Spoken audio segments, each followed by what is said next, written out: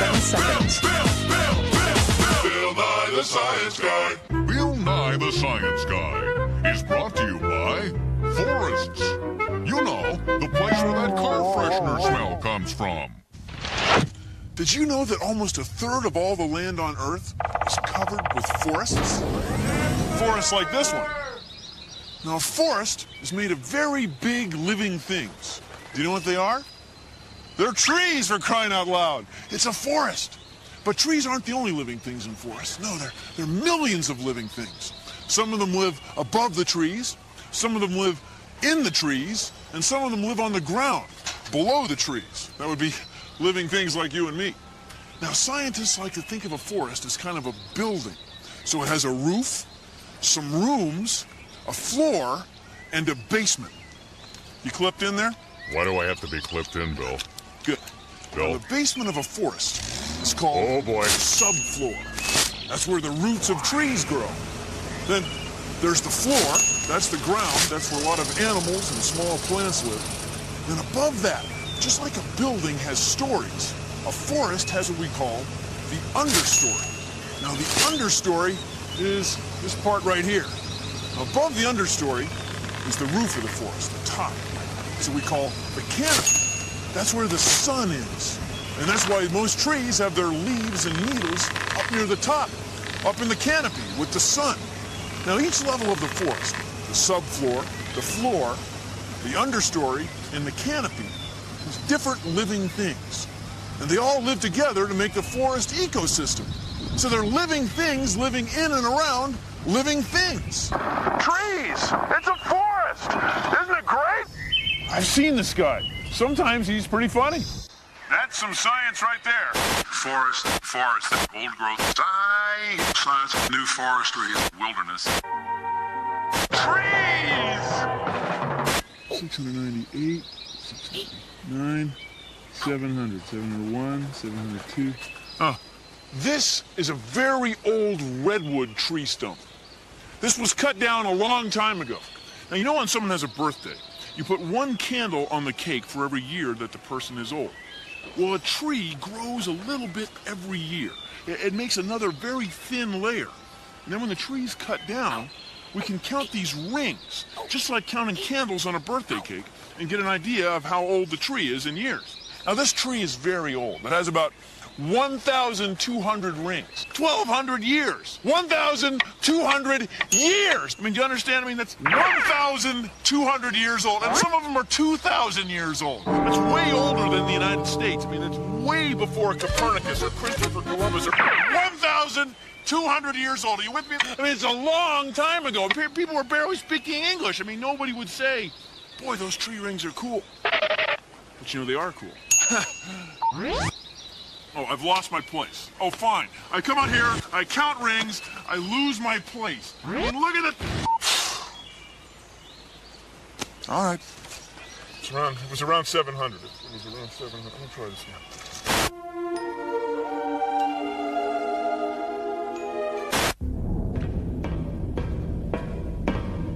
one. You can see the 4 levels of the forest with this model. Down here is the subfloor. This is where the soil is that plant and tree roots grow in. Then here's the floor. This is where we can walk around or go bowling. And then here is the understory, the small plants that aren't as high as the big trees. And up here is the canopy. The canopy is where the sun's energy enters the forest. So at each level, the canopy, the understory, the floor, and the subfloor, there are different types of living things.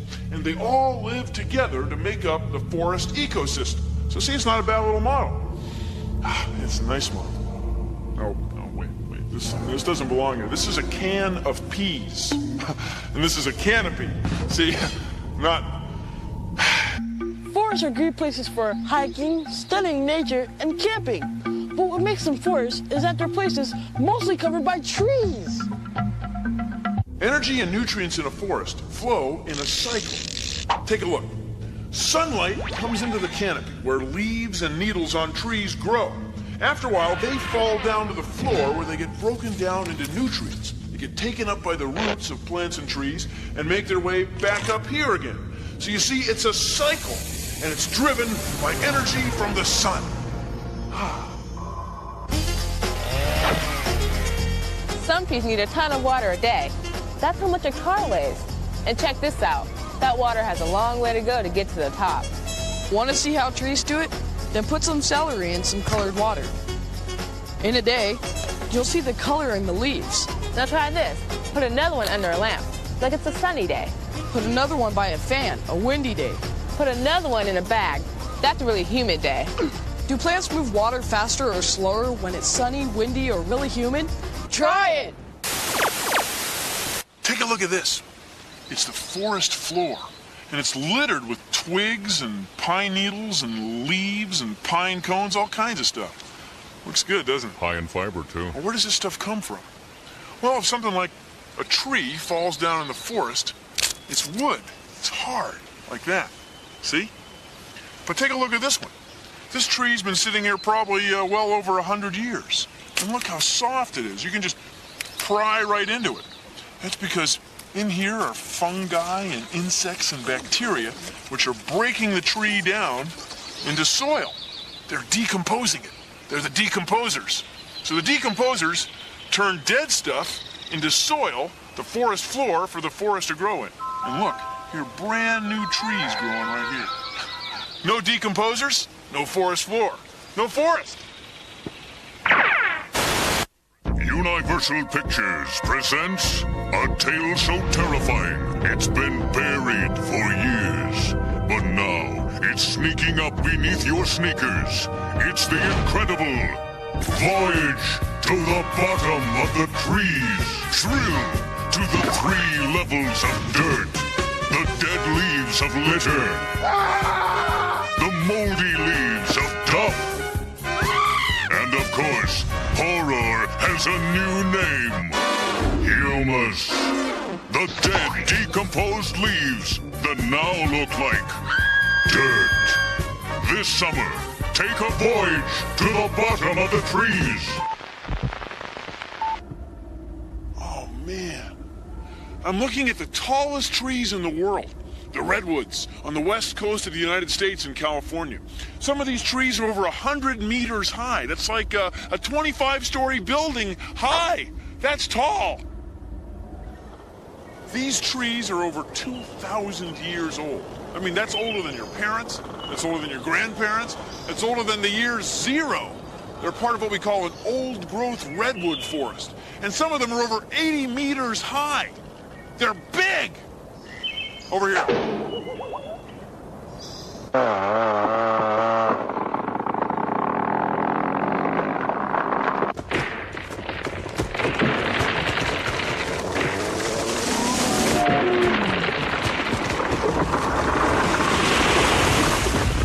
A healthy forest, important timber industry, old growth. Pay attention.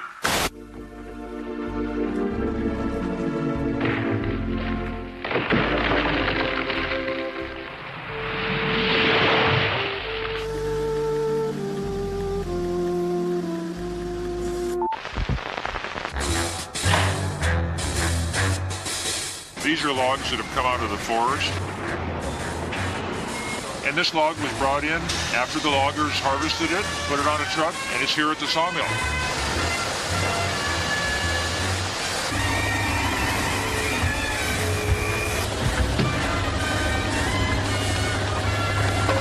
The logs will then be looked at very carefully, and lumber will be made. Some of that lumber will go into a home, some may go into a fence, a deck, a picnic table.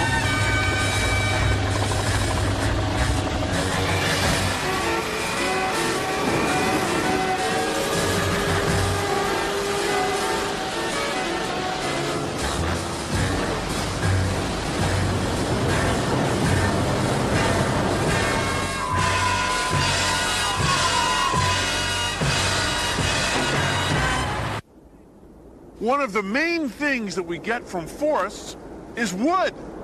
Imagine, if you will, a world without wood. In a world without wood, there'd be no tool handles.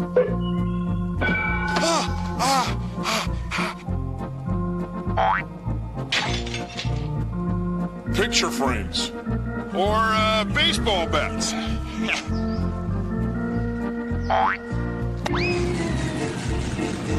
Or a rocking chair.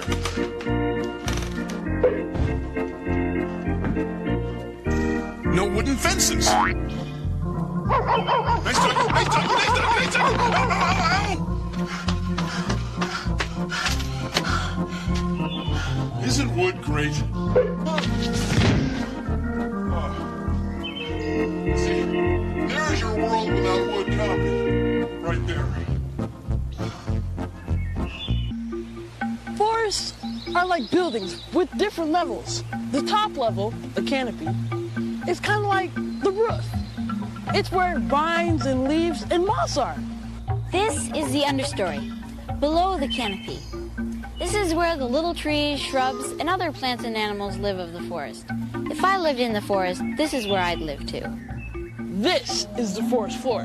It's also where decomposers live, like worms. They help break down dead plants, like this tree, and turn it into nutrient-rich soil. Finally, the basement, or the subfloor. It's where all the dirt and roots are. The real underground of the forest. Scientists believe that this redwood tree is over 600 years old. You know what else? Scientists believe this is the tallest tree on Earth. It's over 100 meters high. Whoa.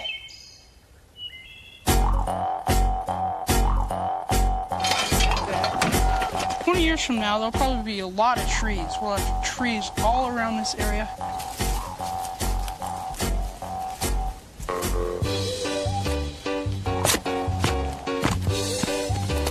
And we'll just have a great place for hikers to come. This looks good now. It'll be a great recreation area and a place for animals and people to mix. This whole place here was once a forest, and the people of our age use these trees for things that we use today, like paper and houses and lumber. So when you plant your tree, you want to make sure that the roots are going straight down the ground? When you're planting a tree, you have to keep the roots straight down so that it grows straight up. You want to plant it in some moist soil so it has some water so it can grow.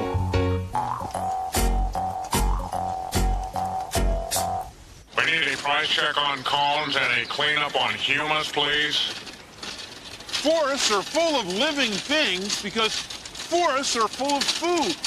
To insects and animals, a forest is like a great big supermarket.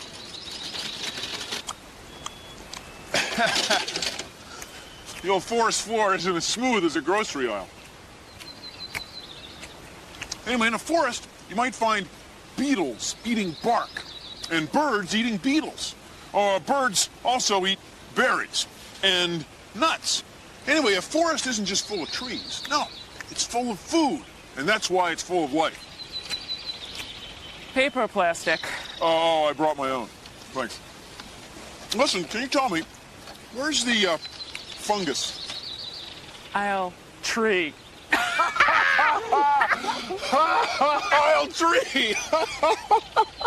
You need a home that you can be proud of. That's why we at 20th Century offer the Forest Dwelling Plan, a safe wooded community on 4 levels. Tour the luxurious dirt level. Ferns and baby trees line the floor. Or you and your family can reside between the treetops and the ground at the understory. And nothing is more exciting or affordable than experiencing the dense and leafy top of the forest, the canopy. Call today for special rates for vacancy on the subfloor, our new secluded subterranean dwelling where a family can...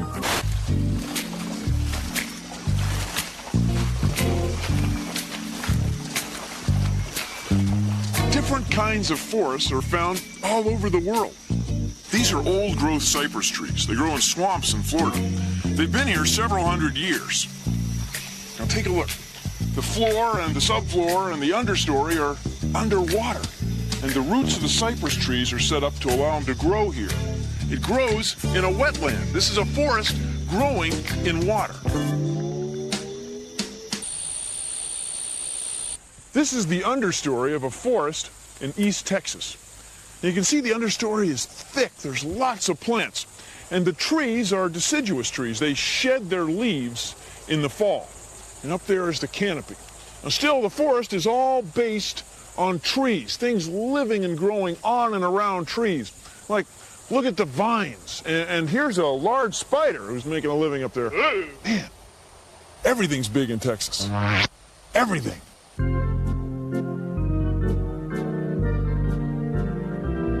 This is a fog forest. It gets moisture from rain, but it also gets moisture from fog. Every morning, fog comes into the forest, and it keeps the leaves and needles up high in the trees moist. They don't lose nearly as much water during the day as they would otherwise. Also, the fog condenses on the leaves and needles and branches up high in the trees and falls to the forest floor. Just like rain, fog forests are unusually green and beautiful.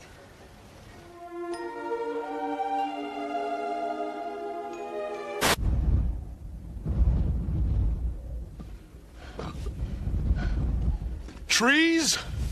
No trees. We're standing on the timberline. The timberline is a place above which trees don't grow. The soil is too rocky. The summers are too short. The winters are too long. And there isn't enough water here. Also, the air is thin.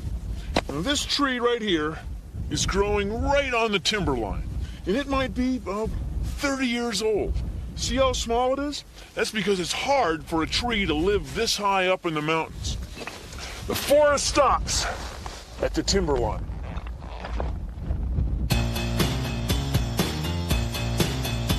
I'm Nalini Nadkarni, and I'm a forest ecologist. I study forests, and I'm one of the few scientists that climbs up to the forest canopy to study what's going on there. All this equipment points a lot, but it's actually pretty darn simple. And it's sort of like getting into your underwear in the morning. This is I call this a master caster. It's just a wrist rocket that you can get in an Army Navy store, mounted on an aluminum rod with a fishing reel underneath. Put a weight on it. And it's an invention to get the line up over the branch into the tree. Here goes the rope. Up and over. You know, forests are cool. Everything about forests are cool. But the coolest part about all forests everywhere is the canopy. Okay, up we go. Now we're getting to the upper canopy. And this is really the exciting part, because this is where so few scientists have studied before. You see, down there on the forest floor, people have pretty much figured things out. They've been studying the forest floor and the understory for centuries. But the canopy has only been studied for maybe 10 years. And so that's why this is called the last biotic frontier, because people just don't know much about it. And that's what makes it exciting for studying up here, because we don't know much about it. Science rules!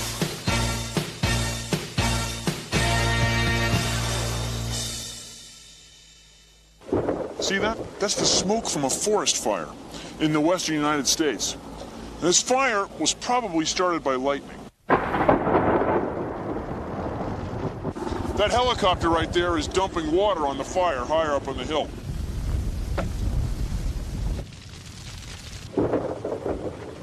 Now, when a fire goes through the forest, you can see it burns the understory, and sometimes it burns the canopy. But then what happens is new nutrients are introduced into the forest floor, and it actually helps the forest ecosystem kind of renew itself once in a while. Fires are actually part of the process of the forest ecosystem. We're right in the middle of this fire, and it's eerie, man. I mean, it's kind of wild. It's makes you want to kind of move on. What do you say, guys? Different kinds of plants and animals live at each level of the forest. Canopy, understory, floor, and subfloor. So you see, it's a cycle, and it's driven by energy from the sun.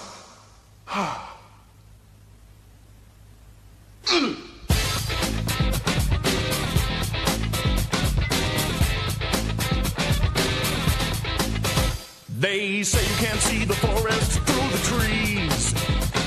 Just take a look around, and I think you'll see the canopy, that's the top, and the floor, then subfloor, and in between it all, it's an understory. Take care of the forest.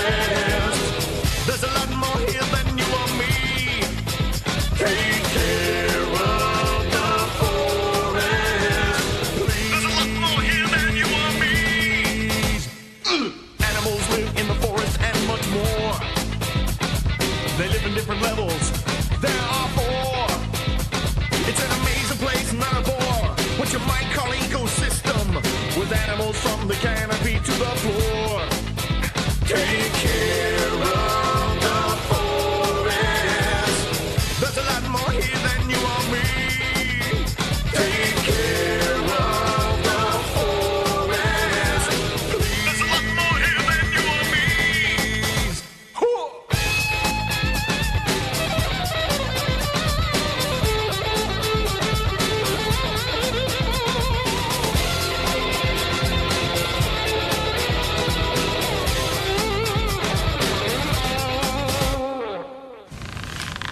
Well, that's our show.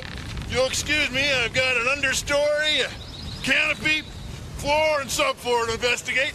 See you around the woods. Produced in association with the National Science Foundation.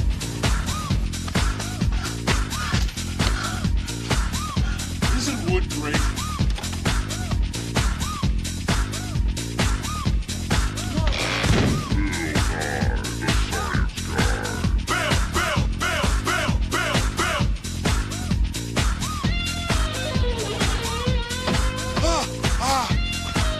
Or rocking chairs.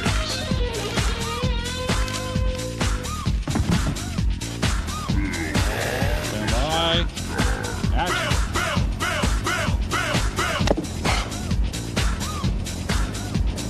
Stay frozen.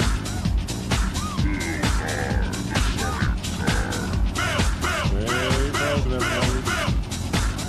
Tell when you're done, Bill. I'm done.